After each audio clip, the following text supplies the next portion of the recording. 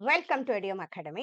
நம்ம Idiom Academy UGC NET paper 1 June 2026க்கு நீங்க ப்ரிப்பேர் பண்ணிட்டு இருக்கீங்கன்னா, நம்ம பேப்பர் 1 எப்பயுமே ரொம்ப கான்சென்ட்ரேட் பண்ணுவோம். நம்ம நிறைய வீடியோஸ் ஈவன் இன்டென்சிவ் 10 டே கிராஷ் கோர்ஸ் போட்டிருக்கோம். இப்போ ரீசெண்டா ஜூன் 2026க்காகவே ஃபவுண்டேஷன் கோர்ஸ் வீடியோஸ் நம்ம போட்டிருக்கோம்.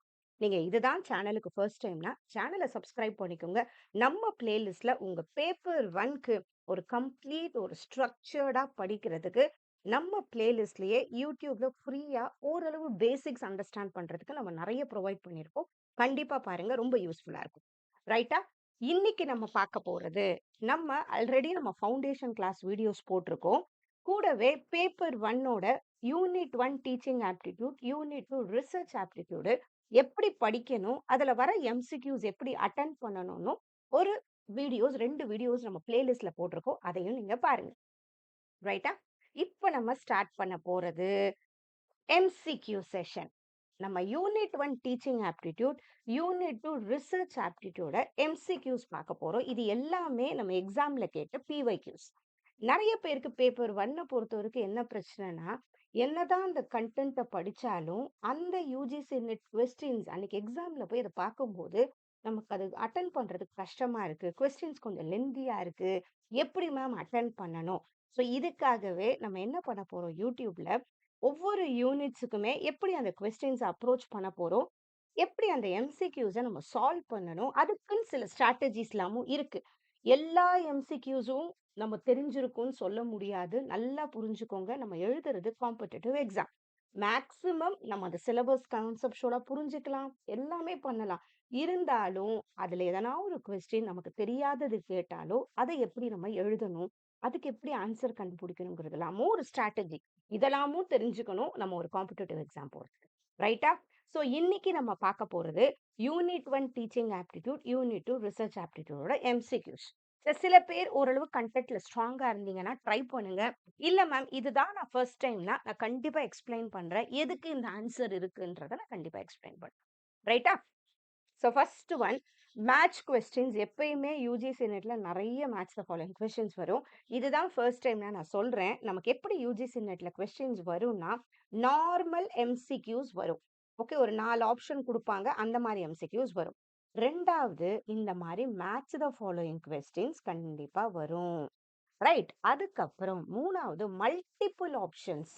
ஏ, பி, சி. சம்டைம்ஸ் ஏ, சி, டி ஆன்சர் இருக்கும். அந்த மாரி இருக்கு இல்லையா? அத நம்ம மல்டிபிள் ஆப்ஷன் சொல்லுவோம். அந்த மாரி கொஸ்டின்ஸ் வரும். 4வது நமக்கு ஸ்டேட்மெண்ட் பேஸ்டு கொஸ்டின் வரும். ஸ்டேட்மெண்ட் 1 குடுத்துருவாங்க. ஸ்டேட்மெண்ட் 2 குடுத்துருவாங்க. அந்த மாரி கொஸ்டின் வரும். ஸ்டேட்மெண்ட் 1 இஸ் ட்ரூ அந்த மாதிரி வரும். அடுத்தது 5வது அசர்ஷன் ரீசன்ல நமக்கு கொஸ்டின்ஸ் வரும். அசர்ஷன் கொஸ்டின், ரீசன் கொஸ்டின் வருது. ரைட்டா? நெக்ஸ்ட் 6வது இப்பலாம் குரோனாலஜிக்கல் ஆர்டர் அந்த மாரி கைண்ட் ஆஃப் கொஸ்டின்ஸும் இப்ப ஆட் பண்றாங்க. குரோனாலஜிக்கல் ஆர்டர் கொஸ்டின்ஸும் ஆட் பண்றாங்க. ரைட்? ஸோ இந்த மாதிரிலாம் நமக்கு இப்போ கொஸ்டின்ஸ் வருது. ரைட்? இப்ப நம்ம பார்க்க போறது unit 1 teaching aptitude, research aptitude. இது இவாலுவேஷன். நமக்கு அதுல ஒரு முக்கியமான ஒரு டாபிக் இருக்கு. அந்த கொஸ்டின் இது. இது formative evaluation, summative evaluation, criterion referenced evaluation, norm referenced. எப்பயுமே 4மே ஒரு மேட்ச் த ஃபாலோயிங்க்கு நமக்கு தெரியணும்னு அவசியமே இல்ல. இதுல 1 தெரிஞ்சா கூட நம்ம ஆன்சர் கிட்ட போயிடலாம். ரைட். இப்ப நம்ம அந்த ஆன்சர்ஸோட லிங்க் நான் இத காமிச்சுட்டே சொல்றேன். இப்ப ஃபார்மேட்டிவ் இவாலுவேஷன்னா என்னன்னா, ஆன்கோயிங் ப்ராசஸ்ன்னு அர்த்தம். ரைட். ஆன்கோயிங் ப்ராசஸ் இங்க எங்கனா இருக்கா பாருங்க. உங்களுக்கு சரி இந்த இடமே ஒண்ணும் புரியாத மாரி இருக்கா? For motivation and monitoring. இதுதான் ஆன்கோயிங்ல வரும். எப்பயுமே ஃபார்மேட்டிவ் இவாலுவேஷன் அப்பப்போ ஃபீட்பேக் குடுக்குறோம். அப்பப்போ சரிப்படுத்துறோம். ஸோ ஏக்கு 3 வரணும். இது 1. ரைட்டா? அது ஏன்னே வச்சுப்போம். அடுத்தது சம்மேட்டிவ் இவாலுவேஷன் சொல்றது, ஒரு எக்ஸாம் முடிஞ்ச உடனே, ஒரு யூனிட் டெஸ்ட் முடிஞ்ச உடனே கடைசியா ஒரு ஜட்ஜ்மெண்டல் பர்ப்பஸ்க்காக மட்டும் பண்றத நம்ம சம்மேட்டிவ் சொல்றோம். For certifying progress made. இதுதான் நம்மளோட சம்மேட்டிவ். நல்லா ஞாபகம் வச்சுக்கோங்க. ஃபார்மேட்டிவ்ங்கிறது ஆன்கோயிங் பண்றது. அதுல நெறைய நம்ம மானிட்டர் பண்ணிட்டே இருக்கலாம். ரைட். கிரைட்டீரியன் ரெஃபரன்ஸ்ன்னு சொல்றது, ஒரு ப்ரீ டிஃபைன்ட் ஒரு கிரைட்டீரியாவ நம்ம செட் பண்ணிட்டு, இப்போ 50% மார்க் எடுத்தா பாஸு. அதுதான் கிரைட்டீரியா. வேற ஒண்ணுமே இல்ல. அந்த ஸ்டாண்டர்ட் செட் பண்றோமா, அதுதான். அதனால இதுதான் சி. நார்ம் ரெஃபரன்ஸ்டுனா என்னன்னா, யுஜிசி நெட் எக்ஸாம் எழுதுறதெல்லாம் நார்ம் ரெஃபரன்ஸ். நம்ம கூட எழுதினவங்களுடைய நம்மள செக் பண்றது. நம்மளோட ரேங்கிங் செக் பண்றது. அவ்வளோதான். Relative ranking. இதெல்லாம் பெர்சன்டைல்ல மார்க் வரும். இது எல்லாமே இதோட க்ளூஸ். ஸோ நார்ம்னாலே என்னது? நம்மளோட எழுதுறவங்க. ஒன் ஸ்டூடண்ட் வித் அனதர் இதுதான். So answer DCAB. இதுல எல்லாமே எனக்கு தெரியலனா கூட 1, 2 தெரிஞ்சா கூட கரெக்ட்டா நீங்க ஆன்சர்ல போயிடலாம். ரைட்டா? ஸோ நல்லா தெரிஞ்சுக்கோங்க. ஃபார்மேட்டிவ்ன்னு சொல்றது மானிட்டர் பண்றது, மோட்டிவேட் பண்றதுக்கு ஹெல்ப்ஃபுல்லா இருக்கும். சம்மேட்டிவ்ன்னு சொல்றது அந்த கம்ப்ளீட் ப்ராசஸ் முடிஞ்ச உடனே ஒரு ஜட்ஜ்மெண்டல் பர்ப்பஸுக்கா இருக்கட்டும், இல்ல ஒரு கிரேடிங் குடுக்கறதுக்கா, இல்ல ரிசல்ட் குடுக்குற இடத்துல நமக்கு தேவைப்படும். கிரைட்டீரியாங்கிறது ஒரு அகைன் ஒரு ப்ரீ டிஃபைன்ட் ஒரு கிரைட்டீரியா செட் பண்ணிடுவோம். அதுதான் நார்ம் ரெஃபரன்ஸ்ங்கிறது நம்ம கூட எழுதுறவங்களோட செக் பண்றது. இந்த 4ம் தெரிஞ்சுக்கோங்க. அவ்வளோதான். இப்ப இது பாருங்க. The purpose of formative evaluation is to formative evaluation என்னது? Accelerate student learning performance. அவ்வளோ. கிரேட் ஸ்டூடண்ட்ஸ்ங்கிறது சம்மேட்டிவ்ல சேரும். செக் ஸ்டூடண்ட்ஸ் பெர்ஃபார்மன்ஸ் கிராஃப்ங்கிறது இப்சேட்டிவ் அசஸ்மென்ட் நம்ம ஒண்ணு சொல்லுவோம். இப்சேட்டிவ்னு நம்ம சொல்லிக்குவோம். இம்சேட்டிவ்னா என்னன்னா, அந்த குழந்தையோட பெர்ஃபார்மன்ஸ் எப்படி மூவ் ஆகுதுன்னு பார்க்கிறத நம்ம இப்சேட்டிவ் சொல்லுவோம். இப்ப குவார்ட்டர்லில எடுத்த மார்க், ஹால்ஃப் இயர்லில எடுத்த மார்க்க நம்ம 2த்தையும் செக் பண்ணி பார்க்கும்போது, அந்த குழந்தையோட பெர்ஃபார்மன்ஸ் கிராஃப் நமக்கு தெரியும் இல்லையா? அது இப்சேட்டிவ் அசஸ்மென்ட் சொல்லுவோம். Provide feedback to teacher effectiveness. இந்த இடத்துல provide feedback to teacher effectiveness. இதுவும் நம்ம கொஞ்சம் சம்மேட்டிவ்ல சேரும். டீச்சர் எஃபெக்டிவ்னஸ் கடைசியில வருது. ஓகேவா? ஃபார்மேட்டிவ்னாலே இந்த ஸ்டூடண்ட்ஸோட லேர்னிங் பெர்ஃபார்மன்ஸ இன்னும் கொஞ்சம் மேல கொண்டு போறத நம்ம ஆக்ஸலரேட் பண்றது. அது ஆன்கோயிங்கா தானே நடக்கும். ஆக்ஸலரேட் பண்றது அதுதான் இங்க. ரைட்டா? நெக்ஸ்ட் 3 கொஸ்டின் பாருங்க. Summative evaluation is used for which of the following purpose? எதுக்கு இந்த சம்மேட்டிவ் அசஸ்மென்ட் நம்ம யூஸ் பண்றோம்? To monitor students progress during the learning process. இது மானிட்டர் வந்தாலே இது ஃபார்மேட்டிவ்ல சேரும். Primarily to certify or grade students. இது கரெக்ட் தானே? சம்மேட்டிவே எதுக்குன்னா, ஒரு கிரேடிங் பண்றதுக்காக நம்ம பண்றது தான் சம்மேட்டிவ். அப்ப இதுதான் ரைட். 2வது to find out the students interest and work habits. இது என்ன இன்ட்ரெஸ்ட்? இதுல இந்த இடத்துல இது இல்ல. To assign students to specific learning groups. இந்த ஸ்பெசிபிக் லேர்னிங் குரூப்ஸ்ங்கிறதெல்லாம் நம்ம இப்ப பசங்க எந்த லெவல்ல இருக்காங்கன்னு நம்ம பார்க்குற அந்த மாதிரி அசஸ்மென்ட் அது. ஓகேவா? ஸோ இதுதான் இங்க சம்மேட்டிவ்ல சேர்ந்தது. ரைட். அடுத்தது. Next. A teacher in a particular college assigns percentile rank. இப்ப புரியுதா? பெர்சன்டைல் வந்தாலே இது என்னது? நார்ம் ரெஃபரன்ஸ்டு தான். எப்பயுமே பெர்சன்டைல்னா என்னன்னா, இப்ப நம்ம 60 பெர்சன்டைல்னு சொன்னா, எனக்கு பின்னாடி 60% ஆஃப் பீப்பிள் எனக்கு பின்னாடி இருக்காங்கன்னு அர்த்தம். அத கொஞ்சம் கரெக்ட்டா ஞாபகம் வச்சுக்கணும். 60 பெர்சன்டைல்னா 60% ஆஃப் பீப்பிள் எனக்கு பின்னாடி இருக்காங்க. அததான் நம்ம நார்ம்ன்னு நம்ம சொல்லுவோம். ரைட். அடுத்தது. Next. A working hypothesis is. இது என்னன்னா, நமக்கு ரிசர்ச் ஆப்டிட்யூட் இருக்கு யூனிட் 2ல. அதுல இந்த ஹைப்போதசிஸ்ங்கிறது ரொம்ப முக்கியம். இந்த ஹைப்போதசிஸ்ங்கிறத நம்ம எப்பன்னா, இந்த குவான்டிடேட்டிவ் ரிசர்ச்ன்னு நம்ம ஒண்ணு சொல்லுவோம். ரிசர்ச்ச பொறுத்த வரைக்கும் நமக்கு குவான்டிடேட்டிவ் ஓகேவா? ரிசர்ச்ச பொறுத்த வரைக்கும் நமக்கு குவான்டிடேட்டிவ், குவாலிட்டேட்டிவ்னு பிரியும். அடுத்தது மிக்ஸட். இதுதான் நம்மளோட 3 ரிசர்ச்ல ஒரு இம்பார்ட்டன்ட் ஆனது. இந்த குவான்டிடேட்டிவ்னா என்னன்னா, இப்ப என்னோட இன்ஃபர்மேஷன் டேட்டாவ நான் நம்பர்ஸ்ல கலெக்ட் பண்றேன்னா, அத நம்ம குவான்டிடேட்டிவ் சொல்லுவோம். நம்பர்ஸையும் தாண்டி பசங்க கிட்ட இருந்து இன்னும் கொஞ்சம் அந்த பசங்களோட பிஹேவியர் செக் பண்றேன். அவங்க எமோஷன்ஸ செக் பண்றேன். அந்த மாரி வர்றத நம்ம குவாலிட்டேட்டிவ்னு சொல்லுவோம். மிக்ஸடுங்கிறது நம்பர்ஸும் இருக்கும், பிஹேவியரும் இருக்கும். இந்த மாரி கலெக்ட் பண்றத நம்ம மிக்ஸடுன்னு சொல்றோம். ரைட்டா? இதுதான் ரிசர்ச்ல வர ஒரு மெயினானது இது. Quantitative, qualitative. இந்த ஹைப்போதசிஸ்ங்கிறது மேக்ஸிமம் இந்த குவான்டிடேட்டிவ் ரிசர்ச்ல நம்ம செட் பண்ணுவோம். ஒரு ரிசர்ச் ப்ராசஸ் பண்ணும்போது, நம்ம ஹைப்போதசிஸ்ங்கிறத முதல்லயே ஒரு இது என்ன சொல்லுவோம்? டெஸ்டபிள் ஸ்டேட்மெண்ட் இல்ல பிரெடிக்டபிள் ஸ்டேட்மெண்ட்ன்னு சொல்லுவோம். ஓகே. இப்போ வந்து ஒரு நியூ டீச்சிங் மெத்தட் நான் பண்ண போறேன். இது வந்து பசங்களோட லேர்னிங் அவுட்கம். இந்த லேர்னிங் அவுட்கம் இருக்கு இல்லையா? இத வந்து இன்கிரீஸ் பண்ணுமா? அத மாரி நான் ஒரு டெஸ்டபிள் ஸ்டேட்மெண்ட் ரெடி பண்ணுவேன். அததான் நம்ம ஹைப்போதசிஸ்ன்னு சொல்லுவோம். ரைட்டா? ஸோ எ வொர்க்கிங் ஹைப்போதசிஸ்ன்னு சொல்றது என்னன்னா, a provisionally accepted hypothesis for further research. நம்ம நெக்ஸ்ட் ரிசர்ச் பண்றதுக்கு இந்த வொர்க்கிங் ஹைப்போதசிஸ் தான் நமக்கு டென்டேட்டிவ் அசம்ப்ஷன் மாதிரி. ரைட். அதுக்கப்புறம் நம்ம என்ன பண்ணுவோம், அதுலருந்து ஸ்டார்ட் பண்ணி நம்ம டேட்டா கலெக்ட் பண்ணுவோம். ஒரு ரிசர்ச்ன்னா என்னன்னா நெறைய விஷயம் இருக்கு. ரிசர்ச்ன்ன உடனே நம்ம ஃபர்ஸ்ட் நம்ம என்னத்த பத்தி ரிசர்ச் பண்றோம்ன்றத நம்ம புரிஞ்சுக்கணும். அதுதான் நம்ம ரிசர்ச் கொஸ்டினா வரும். அது ரிலேட்டடா வேற யாருன்னா பண்ணியிருக்காங்களா? அத நம்ம செக் பண்ணணும் நம்ம. ரிசர்ச் கேப் என்னன்னு செக் பண்ணணும். அதுக்கப்புறம் ரிசர்ச் கொஸ்டின் இருக்கும். நெக்ஸ்ட் இந்த மாரி நம்ம ஹைப்போதசிஸ் செட் பண்ணணும். ரைட். அதுக்கப்புறம் ரிசர்ச் மெத்தடாலஜின்னு நம்ம சொல்லுவோம். அந்த டேட்டாவெல்லாம் நம்ம கலெக்ட் பண்ணணும். அப்புறம் அதுக்கேத்த ரிசர்ச் டிசைன் ரெடி பண்ணிட்டு நம்ம பண்ணணும். அப்புறம் ரிசர்ச் கலெக்ட் பண்ணி குவான்டிடேட்டிவ் ரிசர்ச்ல ஸ்டாட்டிஸ்டிக்ஸ் வரும் நமக்கு. குவாலிட்டேட்டிவ்ல வராது. குவான்டிடேட்டிவ் ஸ்டாட்டிஸ்டிக்ஸ் பண்ணி கடைசியா ஒரு கன்க்ளூஷன் வரும். ஓகே. நான் இதெல்லாம் கம்ப்ளீட்டா எக்ஸ்பிளைன் பண்றேன். பட் வொர்க்கிங் ஹைப்போதசிஸ்ங்கிறது a provisionally accepted hypothesis for further research. அதுக்காக நம்ம பண்றது. ஸோ அது என்ன பண்ணுவோம்? It is used in the early stages of research and subject to verification. Next null ஹைப்போதசிஸ்ன்னு ஒரு கொஸ்டின் கேட்டிருக்காங்க. இந்த ஹைப்போதசிஸ்லயே இந்த நல் ஹைப்போதசிஸ், ஆல்டர்னேட் ஹைப்போதசிஸ்ன்னு 2 பிரியும் நமக்கு. ரைட்டா? இந்த நல் ஹைப்போதசிஸ்னா என்னன்னா, எனக்கு நியூ டீச்சிங் மெத்தட் இப்ப நியூ டீச்சிங் மெத்தட் எந்த சேஞ்சஸும், நோ சேஞ்சஸ்ன்னு சொல்றோமா? இதுதான் நல் ஹைப்போதசிஸ். நல்னா எந்த சேஞ்சஸும் ஏற்படுத்தலன்னா அது நல் ஹைப்போதசிஸ். அதுதான் இங்க சொல்லியிருக்காங்க. when there is no difference between the variables. நல் ஹைப்போதசிஸ்னா எப்பயுமே எந்த டிஃபரன்ஸும் ஏற்படுத்தலைங்கிறது நல் ஹைப்போதசிஸ். ஆல்டர்னேட் ஹைப்போதசிஸ்னு ஒண்ணு சொல்லுவோம். ஆல்டர்னேட் ஹைப்போதசிஸ் என்ன பண்ணும்? சேஞ்சஸ் ஏற்படுத்தும். நம்ம ஒரு ரிசர்ச்ச பொறுத்த வரைக்கும் என்ன பண்ணுவோம்? கடைசியா இத தான் கண்டுபிடிப்போம். நல் ஹைப்போதசிஸ் ட்ரூனா, ஆல்டர்னேட் ஹைப்போதசிஸ் ஃபால்ஸா இருக்கும். அத நம்ம வந்து ப்ரூவ் பண்ணணும். அப்படின்னா என்னென்ன சேஞ்சஸ் ஏற்பட்டிருக்கா? ஏற்படலையான்னு நம்ம பார்க்கணும். அதுதான் இம்பார்ட்டன்ட். ஸோ நல் வந்தாலே ஞாபகம் வச்சுக்கோங்க. எந்த சேஞ்சஸும் ஏற்படுத்தல. ரைட்டா? அடுத்தது. Sampling error decreases with the இந்த கொஸ்டின் கேட்டிருக்காங்க. இந்த நம்ம ரிசர்ச்ச பொறுத்த வரைக்கும் ஃபர்ஸ்ட் பாப்புலேஷன் ஒரு வேர்ட் ஞாபகம் வச்சுக்கணும் எப்பயுமே. பாப்புலேஷன்னா என்னன்னா, இப்ப நான் ஒரு 1000 பீப்புளுக்கு நான் ரிசர்ச் பண்றேன்னா, அது என்னோட பாப்புலேஷன். சாம்பிள்னு நம்ம என்னன்னு சொல்லுவோம்னா, இந்த 1000 பீப்புளுக்கும் என்னால பண்ண முடியாது. அதுலேருந்து ஒரு 200 பீப்புளுக்கு மட்டும் நான் பண்றேன்னா, இதுதான் என்னோட சாம்பிள். ஓகே. இந்த சாம்பிளுக்கு சில நமக்கு ப்ராபபிலிட்டி, நான் ப்ராபபிலிட்டி சாம்பிளிங்ன்னு இதுலயே இந்த சாம்பிள் எப்படி அந்த பாப்புலேஷன்ல நம்ம எடுக்க போறோம்?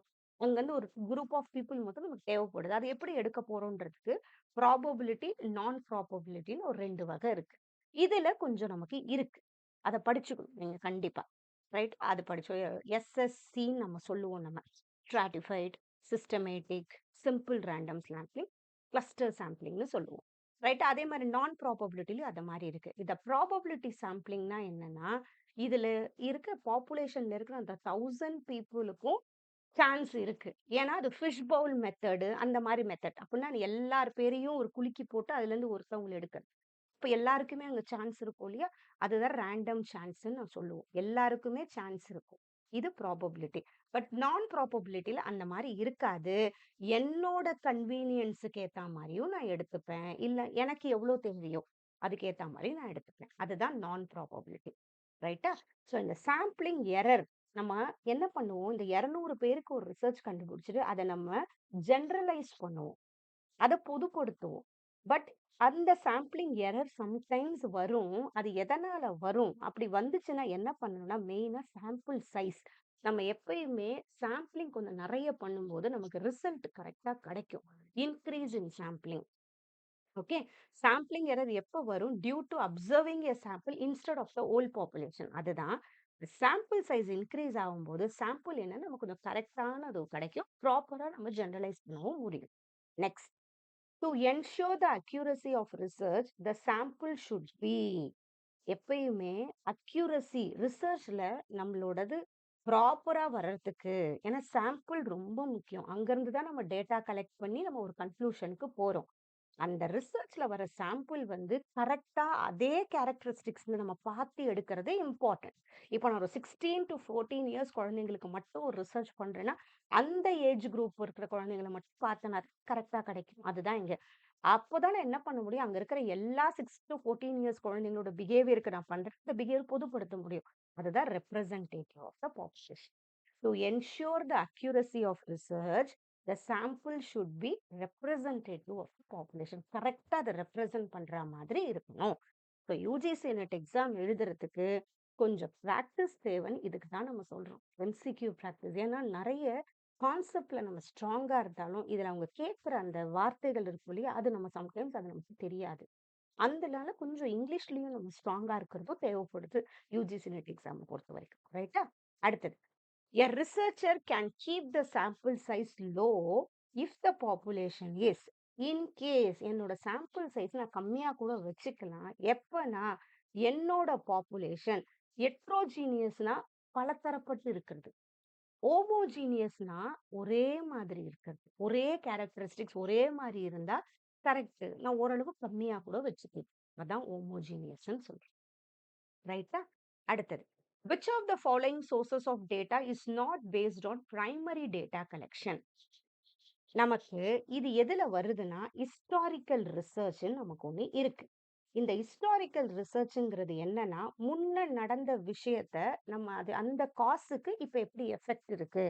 இல்லன்னா அத பத்தி நம்ம இன்னும் கொஞ்சம் நாலேட்ஜ் எக்ஸ்பேண்ட் பண்றோம். அந்த மாரி எதுக்கோ நம்ம பண்றோம் மெயினா. Historical data. நம்ம அத கலெக்ட் பண்றோம். அது எப்படி பண்ணுவோம் அந்த ரிசர்ச்? ஏன்னா அப்ப வாழ்ந்தவங்க இருப்பாங்க இல்லையா? அத வச்சு எப்படி பண்ணுவோம்? அதுதான் ஹிஸ்டாரிக்கல் ரிசர்ச். ஹிஸ்டாரிக்கல் ரிசர்ச்ல மட்டும் நமக்கு 2 இருக்கு. பிரைமரி டேட்டான்னு ஒண்ணு சொல்லுவோம். ஒண்ணு செகண்டரி டேட்டான்னு ஒண்ணு சொல்லுவோம். இந்த பிரைமரி டேட்டாங்கிறது நேரடியா ஒண்ணு அந்த பெர்சன் கிட்ட நம்ம வாங்குன விஷயமா இருக்கலாம். இல்ல அவங்க எழுதின விஷயமா இருக்கலாம். இப்ப பயோகிராஃபி, இப்ப ஆட்டோபயோகிராஃபின்னு சொல்றோமா? இதெல்லாம் இதுல பிரைமரில சேரும். ஆனா பயோகிராஃபிலாம் மத்தவங்க எழுதுறாங்க. அவங்கள பத்தி. இல்லையா? பயோகிராஃபி, ஆட்டோபயோகிராஃபிலாம் இருக்கு. ஸோ அது செகண்டரில சேரும். அது ஒரு க்ளூ அதுல. ஸோ பிரைமரி என்னன்னா, ஏன்னா அந்த காலத்துல இருந்து இப்போ ஒரு 50 வருஷத்துக்கு முன்னாடி நம்மளால போயிட்டு அந்த பெர்சன் கிட்ட நேரடியா சில பேர் நேரடியா கலெக்ட் பண்ணி வச்சிருப்பாங்க இல்லையா? அதெல்லாமும் பிரைமரில தான் சேரும். அதுல தான் என்ன ஆகுது, இந்த நேஷனல் சாம்பிள் சர்வேயா இருக்கட்டும், நேஷனல் ஃபேமிலி ஹெல்த் சர்வேயா இருக்கட்டும், சென்சஸ் ஆஃப் இந்தியா அதெல்லாம் நேரடியா போய் டேட்டா கலெக்ட் பண்ணி ஒரு ரிசல்ட்டுக்கு வராங்க. ஆனா இந்த ஸ்டாட்டிஸ்டிக்கல் அப்ஸ்ட்ராக்ட்ஸ் ஆஃப் இந்தியாங்கிறது என்னது? Secondary data. ஆல்ரெடி பிரைமரி டேட்டாவ எடுத்து அதோட அப்ஸ்ட்ராக்ட் கிரியேட் பண்றது ஸ்டாட்டிஸ்டிக்கல் அப்ஸ்ட்ராக்ட். இல்லையா? ஸோ இது செகண்டரில சேரும். So statistical abstracts compile already collected data. ரைட்டா? From variable sources. வேரியபிள் சோர்சஸ்லேருந்து எடுக்குது. அதர் ஆப்ஷன்ஸ் இதெல்லாம் பிரைமரி டேட்டா. ஸோ ஹிஸ்டாரிக்கல் ரிசர்ச்சை பொறுத்த வரைக்கும் நமக்கு பிரைமரி டேட்டா, செகண்டரி டேட்டான்னு இருக்கும். ஹிஸ்டாரிக்கல் ரிசர்ச்ல அந்த காலத்துல முடிஞ்ச விஷயத்தோட காஸ் எஃபெக்ட் இப்ப என்ன அது இம்பாக்ட் கிரியேட் பண்ணிருக்குன்னு பார்க்கலாம். அடுத்தது. Which of the following best reflects the reflective level of teaching? இது நம்மளோட யூனிட் 1ஓட கொஸ்டின். ஓகே. இதுல லெவல் ஆஃப் டீச்சிங்ன்றது ஆக்சுவலா நமக்கு ஒரு 3 லெவல் ஆஃப் டீச்சிங் நமக்கு இருக்கு. ஃபர்ஸ்ட் லெவல் நம்ம என்னன்னு சொல்லுவோம்? மெமரி லெவல்னு சொல்லுவோம். ஃபர்ஸ்ட் லெவல் மெமரின்னு சொல்லுவோம். 2வது லெவல நம்ம அண்டர்ஸ்டாண்டிங் லெவல்னு சொல்லுவோம். 3வது லெவல நம்ம ரிஃப்ளெக்டிவ் லெவல்னு சொல்லுவோம். இதுதான் நம்மளோட level of teaching. Level of டீச்சிங்னா என்ன? அந்தந்த குழந்தையோட வயசுக்கும், அந்த குழந்தைக்கு தெரியும் அந்த ப்ரையர் அண்டர்ஸ்டாண்டிங்க்கு ஏத்த மாதிரி, அந்த குழந்தையோட சூழ்நிலைக்கு ஏத்த மாரி தான் டீச்சர் கொண்டு போணும். இப்ப 2ண்ட் ஸ்டாண்டர்ட் குழந்தைக்கு போயிட்டு நல்ல ஒரு ப்ராப்ளம் சால்விங் குடுத்தா அந்த குழந்தையால பண்ண முடியுமா? முடியாது. ஸோ அந்த லெவலுக்கு ஏத்த மாரி தான் டீச்சர் கரெக்ட்டா கொண்டு போணும். ஸோ மெமரி லெவல பொறுத்தவரைக்கும் எப்படி இருக்கும்னா, குழந்தைங்க ரோட் மெமரைசேஷன் பண்ணிடும். டக்குன்னு மனப்பாடம் பண்ணிக்கும். புரியாமயே கூட படிக்கும். இப்ப நம்ம படிச்ச டேபிள்ஸ் எல்லாம் டக்குன்னு சொல்றோமா? இல்லையா? புரிஞ்சு படிக்கணும்னு இல்ல. அது அப்படியே கடகடன்னு மனப்பாடம் ஆயிடும். அது மெமரி லெவல். ஓகேவா? இதோட ப்ராப்போனன்ட் வந்து அர்பன். இது கொஞ்சம் ஞாபகம் வச்சுக்கோங்க. இதோட ப்ராப்போனன்ட் அர்பன். அடுத்தது அண்டர்ஸ்டாண்டிங் லெவல பொறுத்தவரைக்கும், குழந்தைங்க புரிஞ்சு படிக்கும். தான் படிச்சத அழகா தான் வார்த்தையில கோர்வையா சொல்லவும் வரும். ஓகே. இது அண்டர்ஸ்டாண்டிங் லெவல் சொல்லுவோம். இப்ப கொஞ்சம் வளர்ந்த குழந்தைங்க. ஓகே. அந்த குழந்தைங்களால பண்ண முடியுது. இதோட ப்ராப்போனன்ட் வந்து மோரிசன். இதோட ப்ராப்போனன்ட் மோரிசன். எப்பயும் எம்மும் எம்மும் ஒண்ணா வராது. ஞாபகம் வச்சுக்கோங்க. அடுத்தது ரிஃப்ளெக்டிவ் லெவல்ங்கிறது எப்படி கண்ணாடி பிரதிபலிக்குது. அத மாதிரி இந்த குழந்தைங்க என்ன பண்ணும், தான் பண்றத யோசிச்சு பார்க்கும். அதனால கிரிட்டிக்கல் திங்கிங் அந்த குழந்தைங்களுக்கு வளரும். ஒரு ப்ராப்ளம் சால்வ் பண்ண முடியும். அதுக்கேத்த மாரி டீச்சர் வந்து அந்த குழந்தைங்களுக்கு ஆக்டிவிட்டி குடுக்கணும். ரைட்டா? ஸோ அது next higher level of thinking வளர்க்கறது ரிஃப்ளெக்டிவ் லெவல் நம்ம சொல்றோம். இங்க என்ன கேட்டிருக்காங்க? Which of the following best reflects reflective level of teaching? So development of critical thinking and problem solving. இது emphasise and recall and recognition இது memory level. Drill and பிராக்டிஸும் memory level. Memorise பண்றதும் memory level. Okay. அடுத்தது. Which of the following is a non-cognitive characteristics of a learner? எப்பயுமே நம்ம லேர்னர பொறுத்தவரைக்கும் cognitive, நான் காக்னிட்டிவ்னு 2 இருக்கு. சாரி, காக்னிட்டிவ், நான் காக்னிட்டிவ் ஞாபகம் வச்சுக்கோங்க. இப்ப திங்க் பண்றது, ஆ மத்தபடி திங்கிங்கா இருக்கட்டும், ஒண்ணுத்த நம்ம அழகா பார்த்து ஒரு மெமரி அத பெர்செப்ஷன் பண்றதா இருக்கட்டும், எல்லாமே காக்னிட்டிவ்ல சேரும். ஓகே. மைண்ட் வர ப்ராசஸ் எல்லாமே காக்னிட்டிவ்ல சேரும். அதையும் தாண்டி நமக்குள்ள ஒரு மோட்டிவேட் பண்ணிக்கிறதா இருக்கட்டும், அது எல்லாமே நம்ம ஆட்டிட்யூட்ஸா இருக்கட்டும், இது எல்லாமே நான் காக்னிட்டிவ்னு சொல்லுவோம். ஓகேவா? இது மைண்ட் ப்ராசஸ்ஸு, இது நான் காக்னிட்டிவ்ங்கிறது அதையும் தாண்டி. அதையும் தாண்டினா நம்ம மனசுல இருக்கிறதுன்னு கூட வச்சுக்கலாம். அப்படி நெனச்சுக்கோங்க. ரைட்டா? அப்ப இன்டெலிஜென்ஸா இருக்கட்டும், மெமரியா இருக்கட்டும், ப்ராப்ளம் சால்விங் எபிலிட்டியா இருக்கும். இதெல்லாம் காக்னிட்டிவ்ல சேரும். பட் இந்த ஆட்டிட்யூடுன்னு சொல்றோம் இல்லையா? இது நான் ரைட்டா? நான் காக்னிட்டிவ். காக்னிட்டிவ்னா இது எல்லாம் காக்னிட்டிவ். ரீசனிங் பண்றோமா? அதுவும் காக்னிஷன்ல சேரும். பட் நான் காக்னிட்டிவ்னா அந்த எமோஷனல், சோசியல் அண்ட் பிஹேவியரல் ட்ரைட்ஸ்லாம் நான் காக்னிட்டிவ். இதுல motivation, attitude, interest, value, self confidence, personality இது எல்லாமே நான் காக்னிட்டிவ் கேரக்டரிஸ்டிக்ஸ். இது ரொம்ப இம்பார்ட்டன்ட்டான ஒண்ணு. ரைட்டா? அடுத்தது. Next question. இதுவும் நம்ம யூனிட் 1 டீச்சிங் ஆப்டிட்யூடோட ஒரு கொஸ்டின். இது எல்லாமே பிஒய்க்யூஸ் தான். Which learning styles involves the extent to which students approach learning materials in a way that helps them understand the meaning of the materials? இது பிஒய்க்யூல கேட்டாங்க. ரைட்டா? என்ன சொல்லியிருக்காங்க? நல்லா புரிஞ்சுக்கோங்க. Which learning styles involves the extent to which students approach learning materials in a way that helps them understand the meaning of the material? அந்த குழந்தைங்க புரிஞ்சு படிக்குது. அந்த மீனிங்க புரிஞ்சு அண்டர்ஸ்டாண்ட் பண்ணி படிக்குதே, அது எந்த லேர்னிங் ஸ்டைல்ல சேரும்னு கேட்டிருக்காங்க. இது டீப் ஸ்டைல். ரைட்டா? இந்த சர்ஃபேஸ் ஸ்டைல்ல இருக்க அந்த லேர்னர் என்ன பண்ணுவாங்க? அப்படியே மேலோட்டமா படிக்கிறது. அவ்வளோதான். மேலோட்டமா அந்த அளவு ஒரு டீப் அண்டர்ஸ்டாண்டிங் இருக்காது. அப்படியே அவுட்டரா படிக்கிறது. நம்ம சர்ஃபேஸ்னா என்னது? அவுட்டரா படிக்கிறது தான் அது. இந்த இம்பல்சிவா இருக்கிறவங்க என்ன பண்ணுவாங்கன்னா, யோசிக்கவே மாட்டாங்க. டக்கு டக்கு டக்குன்னு அதான் இம்பல்சிவா இருக்கிறதுன்னு. ஓகேவா? யோசிக்காம, திங்க் பண்ணாம உடனே உடனே சொல்றது. ஓகே. Instant answer. டக் டக் டக் டக்குன்னு வந்துட்டே இருக்கும். அந்த ரிஃப்ளெக்டிவ் ஸ்டைல் பசங்க என்ன பண்ணும்? யோசிச்சு இது ரைட்டா இருக்குமா? அந்த ரிஃப்ளெக்ஷனோட சொல்லும் பசங்க. ஓகே. கரெக்ட்டா இருக்குமா? யோசிச்சு சொல்றது ரிஃப்ளெக்ட் ஸ்டைல். ஸோ இது நமக்கு யூனிட் 1ல இருக்கு. இது டீப் ஸ்டைல். ஓகேவா? அடுத்தது. Which one of the following types of assessment would be most beneficial for assessing a student's ability to debate? இது ஒரு தடவ கேட்டிருந்தாங்க. ஏன்னா, நம்ம எப்பயுமே இந்த ஃபார்மேட்டிவ், சம்மேட்டிவ் பத்தியே படிச்சுட்டு இருப்போம். இது இந்த வாட்டி எப்படி கேட்டிருந்தாங்க, இப்போ ஒரு குழந்தை டிபேட் பண்ணுது. இப்ப அது என்ன வகையான அசஸ்மென்ட் ஒரு டீச்சருக்கு தெரிய வரும்னா, பெர்ஃபார்மன்ஸ் அசஸ்மென்ட் இது. ரைட்டா? பெர்ஃபார்மன்ஸ்னா என்னன்னா, ஏதோ ஒரு ஆக்டிவிட்டி குழந்தை பண்ணும்போது, அது என்ன படிச்சிருக்கோ வெளிய வருது. அதோட திறன் வெளிய வருது. இல்ல காம்பட்டன்சின்னு கூட சொல்ல முடியாது. இந்த இந்த காம்பட்டன்சி இதுல அது பேச்சுல வெளிய வருது. இது பெர்ஃபார்மன்ஸ் அசஸ்மென்ட். இதுல ஒரு ஆக்டிவிட்டி கண்டிப்பா இருக்கும். ரைட்டா? நமக்கு ஃபார்மேட்டிவ்னு தெரியும். ஆன்கோயிங்கா இருக்கும். சம்மேட்டிவ் அட் லாஸ்ட் எண்டுல இருக்கும். இப்சேட்டிவ் செல்ஃப் குரோத்க்கு மட்டும் உதவும். இந்த பெர்ஃபார்மன்ஸ் அசஸ்மென்ட் தான் அந்த குழந்தை ஒரு ஆக்டிவிட்டி பண்ணும்போது வெளியில வர்றது. எப்ஸ் பெர்ஃபார்மன்ஸ் அசஸ்மென்ட். அதே மாரி பிளேஸ்மென்ட் அசஸ்மென்ட்ன்னு ஒண்ணு இருக்கும். பிளேஸ்மென்ட் அசஸ்மென்ட்னா, இப்ப அந்த குழந்தைக்கு எவ்ளோ தெரியுதுன்னு பார்த்து, இப்ப கரண்ட் நாலேட்ஜ் என்ன இருக்குன்னு பார்த்தா, அந்த குழந்தைய ஒரு குரூப் சேர்க்கிறோமா, அது பிளேஸ்மென்ட் அசஸ்மென்ட்ன்னு சொல்லுவோம். ஏன்னா, அந்த பெர்ஃபார்மன்ஸ் வந்தோனே பிளேஸ்மென்ட்டும் கொஞ்சம் ஞாபகம் வச்சுக்கோங்க. பிளேஸ்மென்ட் அசஸ்மென்ட்னா, இப்ப கரண்ட் நாலேட்ஜ் அந்த குழந்தைக்கு என்ன தெரியுது? அது பிளேஸ்மென்ட். ரைட்டா? அடுத்தது. In self directed learning, meta cognitive knowledge includes. எப்பயுமே காக்னிட்டிவ் நாலேட்ஜ்னா நம்மளோட திங்கிங் ப்ராசஸ் நம்ம காக்னிட்டிவ்னு சொல்லுவோம். நம்மளோட திங்கிங் ப்ராசஸ். ரைட்டா? மெட்டா காக்னிட்டிவ் அப்படின்னா என்னன்னா, thinking about our own thinking ப்ராசஸ்ன்னு அது அழகா ஷார்ட்டா சொல்லுவோம் நம்ம எப்பயுமே. மெட்டா காக்னிட்டிவ்னா நம்ம ஒரு விஷயத்த பண்றோம்ல, பண்ணிட்டு அதையே யோசிக்கிறது. இப்ப எங்கேயோ தப்பு பண்ணிட்டோம் எக்ஸாம்ல. இந்த கொஸ்டின் நான் ஏன் தப்பு பண்ணேன்? ஸோ இந்த கான்செப்ட் எனக்கு புரியல. இங்க நான் கொஞ்சம் கூட படிக்கணும் போல. இந்த மாரி ஒரு குழந்தை திங்க் பண்ணுது இல்லையா? அதுதான் மெட்டா காக்னிட்டிவ். தான் செஞ்சத திருப்பி யோசிச்சு பாக்குது. தான் எங்க தப்பு பண்றோன்றதையும் அதால உணர முடிஞ்சா, அதுதான் மெட்டா காக்னிட்டிவ். ரைட்டா? ஸோ மெட்டா காக்னிட்டிவ் நாலேட்ஜ்ங்கிறத நீங்க என்னலாம் சொல்றோம்னா, கான்டெக்சுவல் நாலேட்ஜ். எந்த கான்டெக்ஸ்ட், எந்த சூழ்நிலை எப்படி பிஹேவ் பண்ணணும்னு அந்த குழந்தைக்கு தெரியும். அதே மாரி ஃபேக்சுவல் நாலேட்ஜ். ஃபேக்ட்ட பத்தியும் நெறைய தெரியும் அந்த குழந்தைக்கு. அடுத்தது ப்ரொசீஜரல் நாலேஜும் தெரியும். இது 3மே நமக்கு இருக்கிறது. மெட்டா காக்னிட்டிவ் நாலேஜ்ல மொத்தம் 3 இருக்கும். கான்டெக்ஸ்சுவல், ஃபேக்சுவல், ப்ரொசீஜரல். எப்படி பண்ணணும்? ஓகேவா? கான்டெக்ஸ்ட் எந்த கான்டெக்ஸ்ட்ல இத நான் பேசணும்? எப்படி எந்த சமயத்துல இத பண்ணணும்? நார்மலான ஒரு ஃபேக்ட் தெரியும். ஃபேக்சுவல் நாலேஜும் அது குழந்தைக்கு இருக்கும். அததான் மெட்டா காக்னிட்டிவ் சொல்லுவோம். Basic facts, knowing how to do things, கான்டெக்ஸ்சுவலா when and why to apply various strategies. இத 3மே மெட்டா காக்னிட்டிவ்ல வருது. Next, which of the following correctly represents the meaning of the abbreviation and இது used in academic writing. இதுவும் நமக்கு எக்ஸாம்ல இப்பெல்லாம் கேக்குறாங்க. இது எந்த இடத்துல தேவைப்படும்?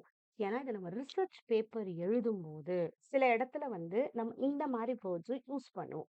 ரெஃபரன்சஸ்ல மெயினா யூஸ் பண்ணுவோம். அந்த இடத்துல இந்த and இப்படி சொல்றது பிஃபோர்னு அர்த்தம். It is used in phrases like antecedent or antebellum, indicating a point prior in time. இதை என்னன்னு சொல்லுவோம்? பிஃபோர்னு சொல்லுவோம். இந்த இடத்த நம்ம கொஞ்சம் படிக்கணும். அந்த அகாடமிக் ரைட்டிங் பிரகாரம் இந்த மாதிரி வேர்ட்ஸ் எதுக்கு யூஸ் பண்றோம்? அதே மாதிரி இந்த அட் ஆல் அந்த மாதிரிலாம் வரும். அண்ட் அதர்ஸ்ன்னு அர்த்தம். அந்த மாதிரி குட்டி குட்டி வேர்ட்ஸ் அதில் யூஸ் பண்ணுவோம் நம்ம. ஸோ அதை பத்தினதும் நமக்கு தெரியணும். அடுத்தது given below are two statements. இதுவும் நமக்கு யூனிட் 1ல வந்த question. Statement based question. Statement 1, Edmodo helps teachers to stay in touch with parents, share updates and discuss student progress. இது என்னன்னா நிறைய ஆன்லைன் டூல்ஸை பத்தின கொஞ்சம் ஐடியா கண்டிப்பா நமக்கு இருக்கணும். ஏன்னா யூஜிசியை பொறுத்த வரைக்கும் ஆன்லைன் டூல்ஸ் கேட்பாங்க. ஆன்லைனை பொறுத்த வரைக்கும் நிறைய ரிசர்ச் எதெல்லாம் யூஸ் ஆகுதுன்றது இருக்கு. ஆன்லைன் ஒயிட் போர்ட் டூல்ஸ் இருக்கு. அதே மாதிரி எல்எம்எஸ் டூல்ஸ்லாம் நமக்கு நிறைய இருக்கு. ஸோ அதெல்லாம் கொஞ்சம் தெரிஞ்சுக்கோங்க. நெக்ஸ்ட் டியூலிங்கோ நான் ஆன்லைன் லாங்குவேஜ் லேர்னிங் பிளாட்ஃபார்ம். இந்த டியூலிங்கோ நமக்கு தெரியும் இல்லையா? டியூலிங்கோ வந்து என்னன்னா மற்ற கண்ட்ரிஸ் ஜப்பானீஸ் கத்துக்கணுமா அதெல்லாம் அதுல கத்துக்க முடியும். அதான் டியூலிங்கோ. ஸோ இது கரெக்ட் தான். அதே மாதிரி எட்மோடோங்கிறது ஒரு online learning tool. Teachers to stay in touch with parents, share updates and discuss. Teachers use பண்றது எட்மோடோ. ரெண்டுமே ரைட்டு தான். கொஞ்சம் தெரிஞ்சுக்கோங்க. ரைட்டா? அடுத்தது identify the software used for detecting plagiarism. இந்த பிளெஜரிசம் எங்க வரும்னா நமக்கு ரிசர்ச்ல வரும். யூனிட் 2 ரிசர்ச்ல வரும். பிளெஜரிசம்னா என்னன்னா இப்ப நம்ம ஒரு ரிசர்ச் நம்ம பண்றோம். ஓகேவா? நம்ம பண்ற டாபிக்லயே மேபி நிறைய ரிசர்ச்சஸ் பண்ணியிருக்கலாம். அந்த டாபிக்ல இருக்கிற சில வேர்ட்ஸையோ இல்ல அவங்க ஐடியாஸையோ நம்ம ரிசர்ச்ல ஆட் பண்ணும்போது நம்ம என்ன பண்ணணும்? அதுக்கு ஒரு ரெஃபரன்சிங் ஸ்டைல்ஸ் இருக்கு. எம்எல்ஏ, சிக்காகோன்லாம் சொல்லுவோம். அந்த மாதிரி ரெஃபரன்சிங் ஸ்டைல்ஸ்ல அவங்களோடத கிரெடிட் நம்ம குடுக்கணும். அது பேரு தான் கிரெடிட்ன்னு சொல்றோம். கிரெடிட்னா என்னன்னா ரெஸ்பெக்ட் பண்ணணும். எங்க இருந்து அந்த பாயிண்ட்ஸ எடுக்கிறோமோ, அவங்களுக்கு அந்த ரெஸ்பெக்ட் பண்றதுக்கு நம்ம எங்க இருந்து எடுத்தோங்கிறத நம்ம எழுதிறணும். அந்த மாதிரி நம்ம பண்ண தவறிட்டோம்னா, அதுதான் பிளெட்ஜரிசம்ல சேரும். பிளெட்ஜரிசம்னாலே நம்ம பண்ற தப்பு தான் பிளெட்ஜரிசம் சொல்லுவோம். ரைட்டா?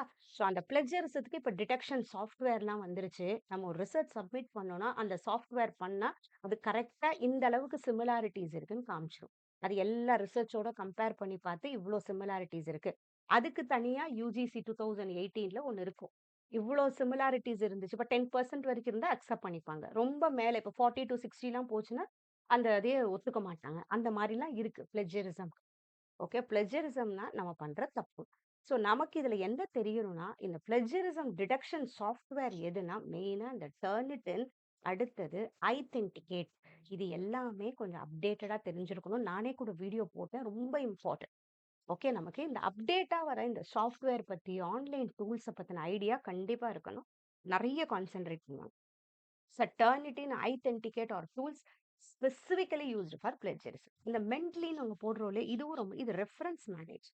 இந்த ரெஃபரன்ஸ் நான் சொன்னேன் இல்லையா? ரிசர்ச்சை பொறுத்த வரைக்கும் MLA style, APA style, Chicago ஸ்டைல்லாம் நமக்கு இருக்கு. ஒவ்வொரு டிசிப்ளினுக்கு இந்த மாதிரிலாம் எடுத்து பண்ணுவாங்க. ஓகே. ஸோ அதுக்கு அந்த ரெஃபரன்ஸ் மேனேஜர் இருக்கு. ஸோ ரெஃபரன்ஸ் மேனேஜர்ங்கிறது ஒரு software tool that help researchers, students and writers collect, organise, cite. சைட்னாலே அதான். நம்ம மத்த இடத்துல பார்க்குறோம், சைட் பண்ணோம். அத நம்ம யூஸ் பண்றோம். சைட் பண்ணியிருக்காங்க. பார்க்கறது, யூஸ் பண்ணியிருக்கிறது தான் சைட்டேஷன் சொல்றது. ஓகே. ஸோ இது கொஞ்சம் தெரிஞ்சுக்கணும். Popular reference managers Mendeley, Zotero, EndNote, reference works. Okay. அடுத்தது when competent readers encounter new sentences in their native language, they read them automatically is an example of learning. இது என்ன மாதிரி கேக்குறாங்க? என்னன்னு சொல்றாங்கன்னா, நமக்கு தெரிஞ்ச ஒண்ணு, when competent readers encounter new sentences in their native language. நேட்டிவ்னா அவங்களோட லாங்குவேஜ். ஓகே. தே ரெட் டக்குன்னு அவங்க படிச்சிடுறாங்க. அது என்ன லோ ரோட் ட்ரான்ஸ்ஃபர். இந்த மாரி ஒரு கொஸ்டின் நமக்கு இருக்கு. High road transfer, low road ட்ரான்ஸ்ஃபர்ங்கிறது நம்ம படிச்ச ஒண்ணு எப்படி நமக்கு இன்னொரு இடத்துல பயன்படுது. இது நமக்கு பாசிட்டிவ் ட்ரான்ஸ்ஃபர், நெகட்டிவ் ட்ரான்ஸ்ஃபர்லாமும் நமக்கு இருக்கு. பாசிட்டிவ், நெகட்டிவ் அதுக்கப்புறம் 0 ட்ரான்ஸ்ஃபர்ன்னு நம்ம சொல்லுவோம். நம்ம படிச்சது நமக்கு ஒரு இடத்துல பயன்பட்டா அது பாசிட்டிவ். நமக்கு படிச்சது ஒரு ஹிண்ட்ரன்ஸா இருந்தா அது நெகட்டிவ். பயன்படலன்னா அது 0. ரைட்டா? இப்ப லோ ரோட் ட்ரான்ஸ்ஃபர்னா என்ன? அப்படியே நம்ம படிச்சுட்டு டக்குன்னு போய் ஆட்டோமேட்டிக்கா அன்கான்ஷியஸ் ட்ரான்ஸ்ஃபர் ஆஃப் ஸ்கில்ஸ் நமக்கு வளருதா? அத நம்ம வந்து லோ ரோட் ட்ரான்ஸ்ஃபர்ன்னு சொல்றோம். ஹை ரோட் ட்ரான்ஸ்ஃபர்ங்கிறது conscious application in new context. High road transfer நம்ம யோசிச்சு பண்ணணும். அது ஹை ரோட் ட்ரான்ஸ்ஃபர். ஓகேவா? நெக்ஸ்ட் 18 நெறைய ஃபார்மேட்டிவ் இந்த மாரி கொஸ்டின்ஸ் கேட்கறாங்க. Formative, summative, criterion, norm. இதுவும் இங்க குடுத்துருக்காங்க. ஓகேவா? இது நம்ம பார்த்தோம் இல்லையா? நெக்ஸ்ட் கொஸ்டின் போய் இப்ப நமக்கு தெரியும் அது என்னன்றது. அதே மாரி இதுவும் நம்ம அங்க பண்ண கொஸ்டின்ஸ் தான் இதுல குடுத்துருக்கோம். இதுவும் பெர்சன்டைல் ரேங்க் வந்தாலே நார்ம் ரெஃபரன்ஸ். இதுவும் நம்ம பார்த்துட்டோம் அந்த கொஸ்டின். நல் ஹைப்போதசிஸ், சாம்பிளிங் எரர். அதே கொஸ்டின்ஸ் தான் இல்லையா? பிரைமரி இதுவும் நம்ம பார்த்தோம். நெக்ஸ்ட் இந்த கொஸ்டின் பாருங்க. Which of the following terms best describes data that were originally collected at an earlier time by a different person for a different purpose? முதல்லயே collect பண்ண டேட்டாவை நான் யூஸ் பண்ணேன்னா அது பேர் செகண்டரி டேட்டா. இது ஹிஸ்டாரிக்கல் ரிசர்ச்ல வர ரொம்ப இம்பார்ட்டன்ட். செகண்டரி டேட்டாங்கிறது is reused from previous research or sources such as ரிப்போர்ட்டோ டேட்டாபேஸோ இல்லை பப்ளிகேஷன்ஸ்ல ஆல்ரெடி அவங்க ஒரு இடத்துல இருந்து கம்பைல் பண்ணி வச்சதை நம்ம யூஸ் பண்ணா அது செகண்டரி டேட்டா. ரைட். அதே மாதிரி when two or more successive footnotes, இதே மாதிரி ஃபுட் நோட், எண்ட் நோட் இதெல்லாம் ரிசர்ச்ல இருக்கிறது. Refer to the same work, அதே ஒர்க்னா நம்ம என்ன பண்ணோம்னா ஐபிட், இதை பேர் இபிடம்னு சொல்லுவோம். இதுவும் யூஜிசி நெட்ல கேட்ட கொஸ்டின். இந்த சேம் பிளேஸ்ன்னு அர்த்தம். இது இவ்விடம். இந்த எட் டாட் எல்லுங்கிறது என்னன்னா அண்ட் அதர்ஸ் கூட நிறைய பேர். ஓகே, இதுவும் நமக்கு கொஞ்சம் தெரிஞ்சிருக்கணும். இது வந்து நம்ம ரிசர்ச்ல யூஸ் பண்றது. Right. Next, in which of the following arrangements a wider spectrum of ideas and issues may be made possible. எப்போ வந்து நிறைய வேரியஸ் ஐடியாஸ் கிடைக்கும்னா கான்ஃபரன்ஸ்ல கிடைக்கும். நிறைய ஐடியாஸ் கிடைக்கும். ஒர்க் ஷாப்புங்கிறது ஜஸ்ட் ஒரு ப்ராக்டிக்கலா நம்மளே பண்ணி பார்க்குற மாதிரி இருக்கும். ரைட். அந்த மாதிரி ரிசர்ச் ஆர்டிக்கல்ன்றது இதுக்கு சம்பந்தமே இல்லாத விஷயம். சிம்போசியம்னா என்னன்னா ஒரு பாயிண்ட்டை பத்தி மட்டும் எல்லாருமே டிஸ்கஸ் பண்ற மாதிரி இருக்கும் சிம்போசியம்ல. பட் நிறைய வைடா கிடைக்கிறது கான்ஃபரன்ஸ்ல வந்து நமக்கு கிடைக்கும். ரைட்டா? ஸோ இப்போ நம்ம இது வரைக்கும் ஒரு 25 கொஸ்டின்ஸ் நம்ம பார்த்துருப்போம். இதுவும் அதே மாதிரி when academicians are collected to deliver lectures or presentations to an audience on certain topicsல வந்துச்சுன்னா செமினார்ல வரும். ஒரு டாபிக்ஸை பத்தி மட்டும் பேசுறது. இதையும் கொஞ்சம் படிச்சுக்கோங்க. எக்ஸாம்ல இது ரிலேட்டட் கொஸ்டின்ஸ் நமக்கு கேட்டிருக்காங்க. ரைட். ஸோ a variable, இது மட்டும் நம்ம இன்னும் 2 கொஸ்டின் பார்ப்போம். a variable that has a causal impact on another variable is called, இதுக்கு நம்ம இண்டிபெண்டன்ட் வேரியபிள் சொல்லுவோம். இது எங்க வரும்னா இதுவும் நமக்கு ரிசர்ச்ல வர்றது. ரிசர்ச்சை பொறுத்த வரைக்கும் இந்த வேரியபிள்ஸ்ங்கிறது ரொம்ப இம்பார்ட்டன்ட். அதுலயும் இந்த இண்டிபெண்டன்ட் வேரியபிள், டிபெண்டன்ட் வேரியபிள் ரொம்ப இம்பார்ட்டன்ட். இந்த இண்டிபெண்டன்ட் வேரியபிள்னா என்னன்னா, இப்போ நான் ஒரு நியூ டீச்சிங் மெத்தட் நான் இப்போ ஒரு எக்ஸ்பெரிமெண்ட் பண்ண போறேன். அது வந்து லேர்னிங் அவுட்கம்மை இன்க்ரீஸ் பண்ணுதா, அதுதான். ரைட்டா? அதனால நான் என்ன பண்ணுவேன், ஒரு கிளாஸுக்கு நியூ டீச்சிங் மெத்தட் கொடுப்பேன், ஒரு கிளாஸுக்கு ஓல்டு டீச்சிங் மெத்தடே நான் கொடுப்பேன். இது மாதிரி பண்ணாதான் நம்ம வந்து கண்டுபிடிக்க முடியும் நியூ டீச்சிங் மெத்தட் எஃபெக்டிவா இருக்கா. அதுதான் இண்டிபெண்டன்ட் வேரியபிள் சொல்றோம். இந்த நியூ டீச்சிங் மெத்தடுங்கிறது இண்டிபெண்டன்ட் வேரியபிள், லேர்னிங் அவுட்கம்ங்கிறது டிபெண்டன்ட் வேரியபிள் இங்க எனக்கு. ரைட். ஒரு கிளாஸ் இந்த ரிசர்ச்சுக்கு பேர் நம்ம எக்ஸ்பெரிமெண்டல் ரிசர்ச்னு சொல்லுவோம். இதுல நம்ம என்ன கண்டுபிடிப்போம்னா காஸ் எஃபெக்ட் கண்டுபிடிப்போம். ஓகே, இது என்ன நம்ம ஒரு எக்ஸ்பெரிமெண்ட் பண்ணி பார்க்குறோம், அதுக்கு என்ன விளைவு வருது. ரைட்டா? ஸோ அதுதான் நான் என்ன பண்ணுவேன், ஒரு கிளாஸுக்கு நியூ டீச்சிங் மெத்தட் பண்ணுவேன், ஒரு கிளாஸுக்கு ஓல்டு டீச்சிங் மெத்தடே பண்ணுவேன். ஏன்னா இந்த இடத்துல இதோட இண்டிபெண்டன்ட் வேரியபிள் வந்து ஓல்டு டீச்சிங் மெத்தட். ஸோ இந்த இடத்துல என்னால் மேனுப்புலேஷன், அதுதான் ரொம்ப இம்பார்ட்டன்ட், மேனுப்புலேஷன் பண்ண முடியும். எந்த ரிசர்ச்ல நம்ம மேனுப்புலேஷன் பண்ண முடியும், எக்ஸ்பெரிமெண்டல் ரிசர்ச்ல மட்டும்தான் நம்ம மேனுப்புலேஷன் பண்ண முடியும். எந்த வேரியபிளை மேனுப்புலேஷன் பண்ண முடியும், இண்டிபெண்டன்ட் வேரியபிளை மேனுப்புலேஷன் பண்ண முடியும். ரைட்டா? அதுதான் இங்க குடுத்துருக்காங்க. A variable that has a causal impact on another variable. ஏன்னா இண்டிபெண்டன்ட் வேரியபிள பொறுத்து தான் டிபெண்டன்ட் வேரியபிள் சேஞ்ச் ஆகும். ரைட்டா? அதுதான் இண்டிபெண்டன்ட் வேரியபிள். இந்த டிபெண்டன்ட் வேரியபிள் அத சார்ந்து இருக்கிறது. எக்ஸ்ட்ரா வேரியபிள் இதுக்கு நடுவுல ஒரு எக்ஸ்ட்ரா வேரியபிள் இருக்கிறது. எக்ஸ்ட்ரா வேரியபிள் சொல்லுவோம் நம்ம. ரைட்டா? இன்னும் இந்த கன்ஃபவுண்டிங் வேரியபிள், காம்போசிட் வேரியபிள், இன்னும் கொஞ்சம் லிஸ்ட் ஆஃப் வேரியபிள்ஸ் அதுல இருக்கு.